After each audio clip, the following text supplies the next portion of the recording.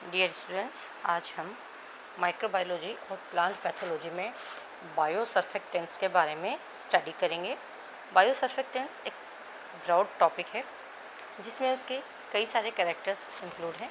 आज हम उसके डेफिनेशन और उसके प्रॉपर्टीज़ के बारे में स्टडी करेंगे।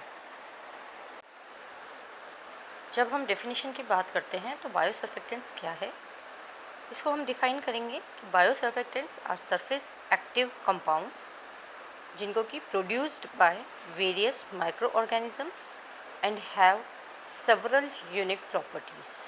बायोसर्फेक्टेंट्स कुछ सरफेस एक्टिव कंपाउंड्स होते हैं जो कि माइक्रो ऑर्गेनिजम्स के द्वारा प्रोड्यूस किए जाते हैं और उनमें कुछ स्पेशल यूनिक प्रॉपर्टीज़, अद्भुत क्वालिटीज़, अद्भुत गुण पाए जाते हैं। तो these are surface active compounds. किसी भी सरफेस के ऊपर वह अपनी एक्टिविटी शो करते हैं और माइक्रोब्स के द्वारा प्रोड्यूस किए हुए होते हैं और जिसमें कुछ स्पेसिफिक क्वालिटीज़ पाई जाती है।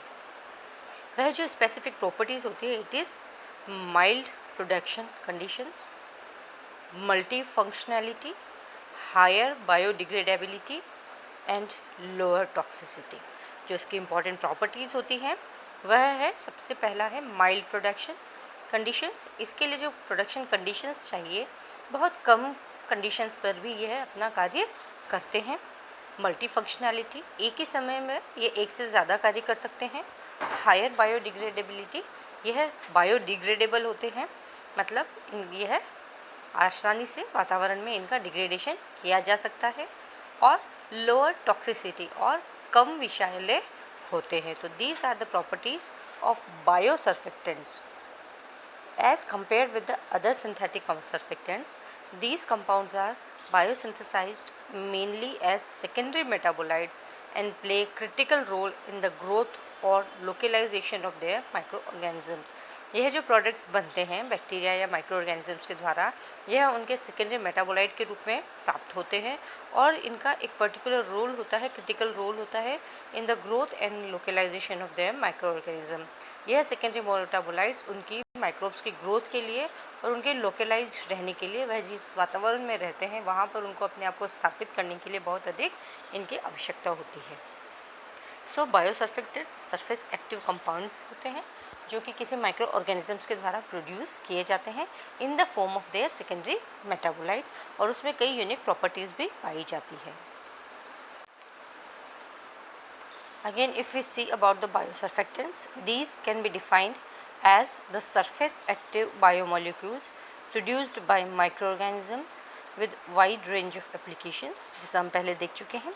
In recent years, due to their unique properties like specificity, low toxicity and relative ease of preparation, these surface active biomolecules have attracted wide interest। मतलब अभी रिसेंट ईयर्स में इनकी जो यूनिक प्रॉपर्टीज़ है, जैसा कि हमने देखा है, बहुत स्पेसिफिक होते हैं, लो टॉक्सिक होते हैं, बहुत इजी होता है इनका प्रिपरेशन करना, इनको बनाना, और इसमें सरफेस एक्टिव बायोमोलिक्यूल्स जो है इस वजह से काफ़ी काम में लिए जाने वाले लगे हैं और इसमें काफ़ी इंटरेस्ट डेवलप है साइंटिस्ट का। Due to their unique functional properties, these are use in several industries. बहुत सारी इंडस्ट्रीज़ में, उद्योगों में ये काम में आता है। कौन कौन से उद्योग है वह? Just like organic chemicals, petroleum, petrochemicals, mining, metallurgy मतलब मेनली बायो लीचिंग में काम में आता है। बेवरेजेस में काम में आता है, जैसे अल्कोहल प्रोडक्ट्स वगैरह बनाने में। कॉस्मेटिक्स में काम में आता है। फार्मास्यूटिकल्स मतलब दवाइयाँ वगैरह बनाने में ये काम में आता है। और इसके अतिरिक्त कई सारे इसके उपयोग हैं। तो these days due to its unique functional properties, biosurfactants को कई ज़्यादा इंडस्ट्रीज़ में काम में लिया जाने लगा है। They can also be use as emulsifier, जिसमें इमल्सीफायर्स में डी इमल्सीफाइंग में, इसके अलावा वेटिंग एजेंट्स किसी भी चीज़ को गीला करने में, फंक्शनल फॉर्मिंग एजेंट मतलब झाग वाग बनाने में काम में आता है। स्प्रेडिंग एजेंट्स, किसी को भी स्प्रेड करना हो, सरफेस पे फैलाना हो। और फंक्शनल फूड इंग्रेडिएंट्स और डिटर्जेंट्स में भी ये काम में आता है। फूड के अंदर भी ये शामिल किया जाता है और कई तरह के डिटर्जेंट्स में भी इनको शामिल किया जा सकता है। The interfacial surface tension reducing ability of biosurfactants made them to play important role in oil recovery and bioremediation of heavy crude oil. Generally इसके यह जिस सरफेस पर काम करता है उस सरफेस में और इसमें सर्फेक्टेंट मतलब किसी सरफेस के ऊपर इसको क्रिया करवाई जाती है, तो वह जो सरफेस है और जो बायो मॉलिक्यूल है उन दोनों के बीच में सरफेस टेंशन बहुत कम होता है। इसकी वजह से वहाँ पर वो अपने ज़्यादा से ज़्यादा कार्य कर सकता है और इस वजह से इसको ऑयल रिकवरी पे काम में लिया जाता है और हैवी क्रूड ऑयल के बायो रेमेडिएशन में भी इसको काम में लिया जाता है। इनकी इम्पॉर्टेंट चीज़ क्या है कि दीज है बहुत हाइड्रोफिलिक और hydrophobic regions.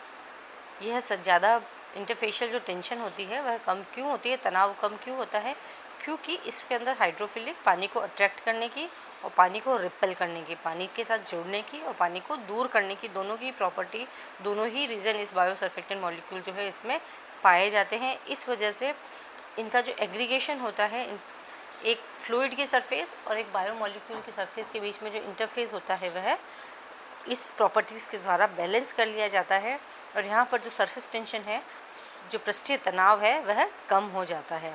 They are found to be enhancing the nutrient transport across membranes and affect in various host microbe interaction. यह एक कोशिका से दूसरी कोशिका में न्यूट्रिएंट ट्रांसपोर्ट का भी काम करता है और बहुत सारे जो होस्ट माइक्रोब्स के हैं उसके इंटरैक्शंस को भी ये प्रभावित करता है। तो बायोसर्फेक्टेंट्स ऐसे बायोमॉलिक्यूल्स हैं जो कि सरफेस अपने एक सेकेंडरी मेटाबोलाइट्स के रूप में ऐसे प्रोडक्ट्स बनाते हैं जो कि इंडस्ट्रियल रूप में बहुत काम में आते हैं। और यह क्यों काम में आते हैं, क्योंकि इन मॉलिक्यूल्स की जो प्रॉपर्टी होती है बहुत हाइड्रोफिलिक और हाइड्रोफोबिक होती है। हाइड्रोफिलिक मतलब पानी के साथ अट्रैक्ट भी करते हैं और हाइड्रोफोबिक मतलब ये पानी को रिपेल भी करते हैं, दूर भी करते हैं। तो इस प्रॉपर्टी के कारण जो सरफेस और बायोमॉलिक्यूल के बीच मध्य का जो पृष्ठीय तनाव होता है वह कम हो जाता है और इस वजह से वह उस सरफेस पर ज़्यादा से ज़्यादा इफ़िशियंसी से ज़्यादा प्रभाविकता से कार्य कर सकता है। जब हम इसको केमिकल या सिंथेटिक सर्फेक्टेंट्स के साथ कंपेयर करते हैं तो बायोसर्फेक्टेंट्स ज़्यादा लाभकारी है, क्योंकि एक तो ये बायोडिग्रेडेबल होते हैं और इनकी जो कंपैटिबिलिटी है, इनकी जो जॉइनिंग है वह ज़्यादा होती है। यह बहुत इजी से वहाँ पर डाइजेस्ट हो जाते हैं। These can be use to clean the environment को क्लीन करने में भी काम आते हैं, वहाँ पर डिटॉक्सिफिकेशन में भी काम में आते हैं, जो इंडस्ट्रीज़ के द्वारा इफ्लुएंट्स निकाले जाते हैं और कंटामिनेटेड सॉइल जो होती है उसके रेमेडी में भी यह काम में आते हैं। इस तरह से यह बहुत ही इम्पॉर्टेंट और प्रिफर्ड सब्सटेंस हो गया है आजकल की इंडस्ट्रीज़ में। जो इसके फीचर्स हैं वह इसको ऐसा मजबूत क्यों बनाते हैं, क्योंकि यह सरफेस एक्टिव होते हैं, पीएच का इन पर कोई प्रभाव नहीं पड़ता है, इनके ऊपर टेम्परेचर का कोई प्रभाव नहीं पड़ता है, इनकी आयोनिक स्ट्रेंथ स्ट्रॉन्ग रहती है, बायोडिग्रेडेबल होते हैं, लो टॉक्सिक होते हैं, ये इमल्सिफाइंग भी हो सकते हैं और डी इमल्सिफाइंग भी हो सकते हैं और एंटी माइक्रोबियल एक्टिविटी इसके अंदर पाई जाती है। तो अब हम इसके डिस्टिंक्टिव फीचर्स जो हैं, हर एक प्रॉपर्टी है वो किस तरह से काम करती है उसके बारे में हम यहाँ पर स्टडी करेंगे। सबसे पहला है सरफेस और इंटरफेस एक्टिविटी। मैंने बताया था कि इंटरफेस जो एक्टिविटी है, एक मॉलिक्यूल की दूसरे मॉलिक्यूल के ऊपर जो एक्टिविटी होती है वह इंटरफेस एक्टिविटी होती है। वह कैसे होती है? यह surfactants help in reducing surface tension and interfacial tension. Surface tension को रिड्यूस करने में काम में आता है। यहाँ पर एग्जाम्पल, बैक्टीरिया सबटिलिस के द्वारा एक सर्फेक्टिंग नामक प्रोडक्ट बनाया जाता है जो कि वाटर की सरफेस टेंशन को 25 mn पर मीटर से भी कम कर देता है। इसी तरह रेमनोलिपिड्स जो है वो सूडोमोनास एरियोजिनोसा से बनाया जाता है। यह पुनः वाटर की सरफेस टेंशन को 26 mn पर मीटर से कम कर लेता है। और इस तरह से जो बायोसर्फेक्टेंट्स है ये बहुत इफ़ेक्टिव होते हैं, इफ़िशिएंट होते हैं और इनकी क्रिटिकल माइसेल कंसंट्रेशन जो है वह कई टाइम्स कम होती है। मीसेल्स क्या होते हैं? मीसेल्स होते हैं कि जो पर्टिकुलर सब्सटेंस है वह अपने ही कंसंट्रेशन से अपने अपने छोटे छोटे सेल्स बना लेता है और उसकी सरफेस कम हो जाती है। यहाँ पर क्या है कि जो पूरी सेल है ये पूरे सरफेस पे स्प्रेड हो जाती है और वहाँ पे अच्छे से ये कार्य करती है। तो इस वजह से पूरी सरफेस के जो पृष्ठीय तनाव है वह कम हो जाता है। इसी तरह that is for maximal decrease on surface tension less surfactant is necessary. इसीलिए जब सरफेस तनाव कम होगा, पृष्ठीय तनाव कम होगा, तो कम अमाउंट ऑफ बायोसर्फेक्टेंट्स की ही ज़रूरत पड़ेगी। सेकेंड है टेम्परेचर और pH tolerance. That biosurfactants production from extremophiles have gained attention in last decades. Extremophiles जैसा कि आर्ची बैक्टीरिया है, जो बहुत ज़्यादा टेम्परेचर पे भी सर्वाइव कर सकते हैं, बहुत कम टेम्परेचर पे भी सर्वाइव कर सकते हैं, बहुत हाई पीएच पे सर्वाइव कर सकते हैं, बहुत कम पीएच पे सर्वाइव कर सकते हैं, सल्फर स्प्रिंग्स में सर्वाइव कर सकते हैं, तो इनको एक्सट्रीमोफाइल्स कहा गया है। यहाँ पर पिछले सालों में these are very important. Most of the biosurfactants and their surface activity are resistant toward environmental factors such as temperature and pH। मतलब टेम्परेचर और pH के चेंज होने का इनके ऊपर ज़्यादा कोई प्रभाव नहीं पड़ता है, इसीलिए these are in very much demand, बहुत ज़्यादा आवश्यकता है इनकी। लाइकेनिसिन जो कि बैसिलस लाइकेनोफॉर्मिस से बनाया गया है, यह 50 डिग्री सेंटीग्रेड पर तथा 4.5 से 9 तक की pH पर भी यह कार्य करता है। NaCl एंड Cl जो सोडियम क्लोराइड और कैल्शियम की कंसंट्रेशन 50 और 25 ग्राम पर लीटर हो तब भी यह कार्य करता है। मतलब इतनी एक्सट्रीम कंडीशन में जहाँ 50 डिग्री तापमान है, pH 4.5 से लेकर 9 तक है और NaCl और कैल्शियम की कंसंट्रेशन बहुत ज़्यादा है, वहाँ पर भी यह जो है इस बायोसर्फेक्टेंट जो कि बैसिलस लाइकेनोफॉर्मिस से बनाया गया है, लाइकेनासाइन, यह वहाँ पर भी कार्य करता है। इसी तरह इसका दूसरा एग्जाम्पल है जो आर्थ्रोबैक्टर प्रोटोफॉर्मिक के द्वारा जो बनाया जाता है बायोसर्फेक्टेंट्स, वह भी थर्मोस्टेबल होता है, जो कि 30 से लेकर 100 डिग्री सेंटीग्रेड तक काम करता है। उसकी pH रेंज देखिए आप, बहुत एसिडिक 2 से लेकर बहुत एक्सट्रीम एल्कलाइन 12, pH 2 से लेकर 12 तक भी यह कार्य कर सकता है। तो द बेस्ट पार्ट ऑफ बायोसर्फेक्टेंट्स कि एक्सट्रीम कंडीशन में भी, विकट जो परिस्थिति है उसमें भी यह कार्य कर सकता है। थर्ड है इसका biodegradability. Microbial derived compounds can be easily degraded. यह वातावरण में आसानी से अपघटित किए जा सकते हैं सिंथेटिक सर्फेक्टेंट्स के कंपैरिजन में, और यह एनवायरमेंटल एप्लीकेशंस में बहुत काम में आते हैं, बायो रेमेडी में काम में आते हैं, बायो एब्जॉर्प्शंस में काम में आते हैं। जो इंक्रीजिंग एनवायरमेंटल कंसर्न्स है, जैसे एनवायरमेंटल पोल्यूशन है, सॉइल पोल्यूशन है, वहाँ पे यह सर्फेक्टेंट्स के रूप में काम में आ सकते हैं। सिंथेटिक केमिकल सर्फेक्टेंट्स अगर हम एनवायरनमेंट में काम में लें तो यह एनवायरमेंटल पॉल्यूशन क्रिएट करते हैं और यह बायोडिग्रेडेबल भी नहीं होते हैं। इसीलिए biodegradable biosurfactants from marine microorganisms are concerned for the bioabsorption of poorly soluble polycyclic aromatic hydrocarbon phenanthrene contaminated in aquatic surfaces. अगर हम मेराइन इकोसिस्टम से कोई बायोसर्फेक्टेंट बनाते हैं तो वह पानी में उपस्थित पॉलीसाइक्लिक एरोमेटिक हाइड्रोकार्बन्स तथा फिनेंथ्रीन जो है वह पानी में जो उपस्थित है और वहाँ कंटामिनेशन करता है, वहाँ प्रदूषण करता है, उसको यह सोख लेते हैं, एब्जॉर्ब कर लेते हैं और उसको वहाँ से रिमूव कर लेते हैं। इसी तरह जो बायोमास है एल्गी का, उसको भी ये कंट्रोल कर सकते हैं उसके ऊपर फीड करके। Cochlodinium using the biodegradable biosurfactants sophorolipid with the removal efficiency of 90% in 30 minute treatment. देखिए एल्गल ब्लूम जो मेराइन एल्गी है, कोक्लोडियम अगर वहाँ मेराइन एरिया में मतलब समुद्र में अगर ये एल्गी है और वहाँ पर हमने एक बायोसर्फेक्टेंट डाला है जो है सोफ्रोलिपिड, अगर हमने वहाँ डाला है तो 30 मिनट के अंदर वह 90% एल्गी को ख़त्म कर देगा। तो द हाईएस्ट इफिशिएंसी और बायोडिग्रेडेबिलिटी इसकी बहुत यूज़फुल है। The next property is low toxicity. These are very few literatures are available about the toxicity, परंतु जनरली ऐसा माना जाता है these are low and toxic, कम होता है, कम विषैला होता है, इसीलिए इसको दवाइयों के रूप में, कॉस्मेटिक्स के रूप में, सौंदर्य प्रसाधन के रूप में और फूड के रूप में भी हम इसका उपयोग कर सकते हैं। Pseudomonas aeruginosa or chemically derived surfactants and indicated that biosurfactants are non-toxic and non-mutagenic। ये नॉन टॉक्सिक होते हैं और नॉन म्यूटाजेनिक होते हैं, इसमें म्यूटाजेंस भी नहीं होते हैं। फॉर एग्जांपल सोफ्रोलिपिड्स जो कि कैंडिडा बैम्बिकोला से बना हुआ होता है, इसको फूड इंडस्ट्रीज़ में काम में लिया जाता है। कैंडिडा बैम्बिकोला से जो बना हुआ होता है सर्फेक्टेंट्स, उसको फूड इंडस्ट्री में काम में लिया जाता है। Then emulsion forming and emulsion breaking जो इसकी प्रॉपर्टी होती है, यह इमल्सीफायर के रूप में भी काम में कर सकते हैं और डी इमल्सीफायर के रूप में भी यह कार्य कर सकते हैं। An emulsion can be described as a heterogeneous system consisting of one immiscible liquid dispersed in another in the form of droplets, whose diameter is generally exceeds 0.1 mm. Emulsions are generally two types: oil in water, water in oil.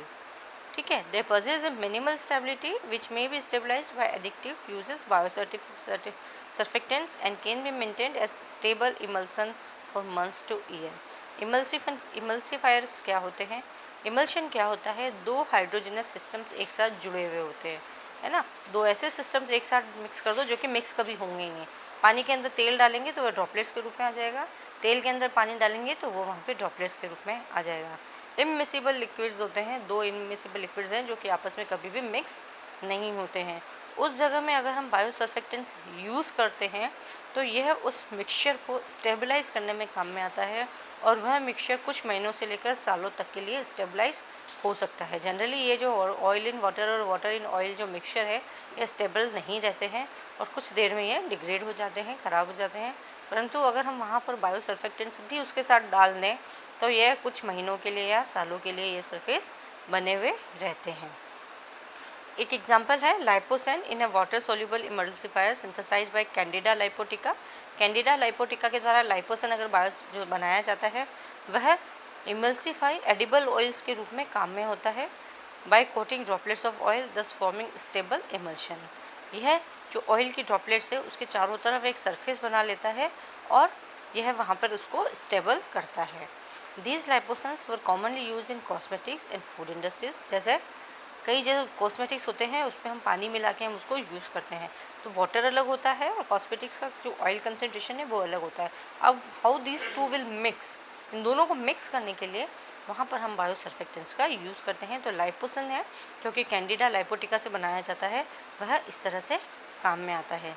These are commonly use in cosmetics, food industry for making oil water emulsion और stable emulsions को बनाने में यह काम में आते हैं। इसके अलावा the biosurfactants can be use in altering the hydrophobicity of the surface which in turn affect the addition of microbes over the surface. जैसा कि हम जानते हैं कि बायोसर्फेक्टेंट्स हाइड्रोफोबिक भी होते हैं और हाइड्रोफिलिक भी होते हैं।